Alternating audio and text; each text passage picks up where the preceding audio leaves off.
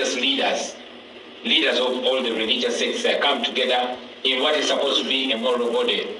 They went to my house when I was being looked for, when the son of the president was tweeting every day, giving me 48 hours to show up or you'll find me and kill me, ordering soldiers to look for me everywhere and kill me.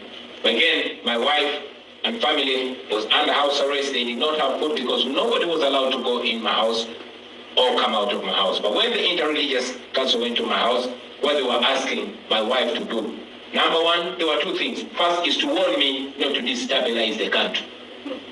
And two, asking whether I'm willing to sit down with General Museveni. And I've said it many times, that we are not disagreeable to dialogue, but not transactional dialogue.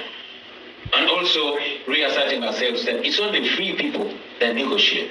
And our negotiation should be about a transition and what works for our country, not how much money I want or what position I want as an individual. Now, this has also been a big problem to us. We find ourselves in the United States and not in any country in Africa. Why? Because we believe that it is countries like the United States that will power and influence over authoritarians like General Museveni. We are aware that for a long time the United States was giving up to $1 billion annually to Uganda in security cooperation. So we have always been requesting, not just the United States, but other development partners like the EU and the UK, that this aid should be conditioned to values that we all profess: democracy, human rights, and the rule of law.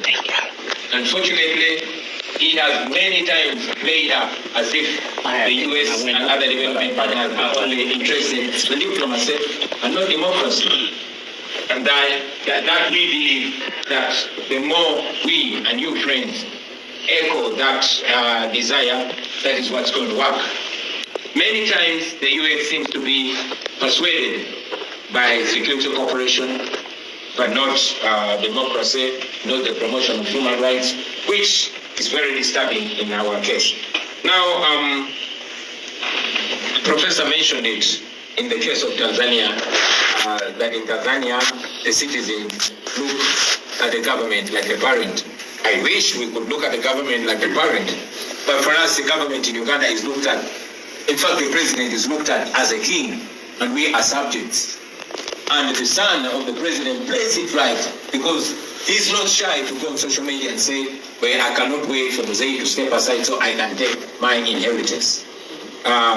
For clarity, I would request some of you, and I think I'm promoting him, please go and follow Muhozi and Ugaba on Twitter. That will help us, to speak less, because he helps us. He puts everything, and whatever he tweets, we believe it is in many ways their dinner table talk. Now, talking about trans-border repression, transnational repression. In the yesteryears, when people were struggling for freedom and for democracy, particularly in Uganda, they would run to Kenya, they would run to Tanzania. But when I was running out of my country, I could not board a plane in Kenya. I could not board a plane in Tanzania. I had to run as far as 3-4 countries away, because General Museveni is more like the godfather of the region. Dr. Kizza Besigye, the guy who mentored us and a veteran freedom fighter and political activist and opposition leader, was picked from Kenya. He was abducted from Kenya by the Ugandan security. He was driven across the border in a car trunk and only showed up in Uganda in a military court. This has happened many times. My sister Agatha is here. My brother from Kenya, Boniface Mwangi, faced the same plight when they went to stand with our brother John Lisu in Tanzania. This goes on and on and on and on. What I feel is causing this is the inaction and perceived complacency by those that are supposed to be moral big brothers. Kenya used to be safe. Tanzania used to be safe. I want to believe that because the leaders there seemed to expect repercussions when they abuse rights. But General Museveni in Uganda has emboldened threatened all other leaders to abuse rights with impunity because they see him get away with it. This is a guy that has been in power for 40 years. This is a guy that massacres with race abandon.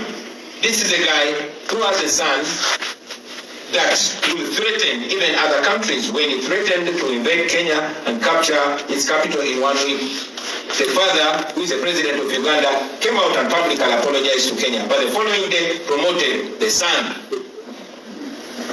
When the son tweeted an image of a tortured political activist, the following day, he was made the commander of the military in Uganda.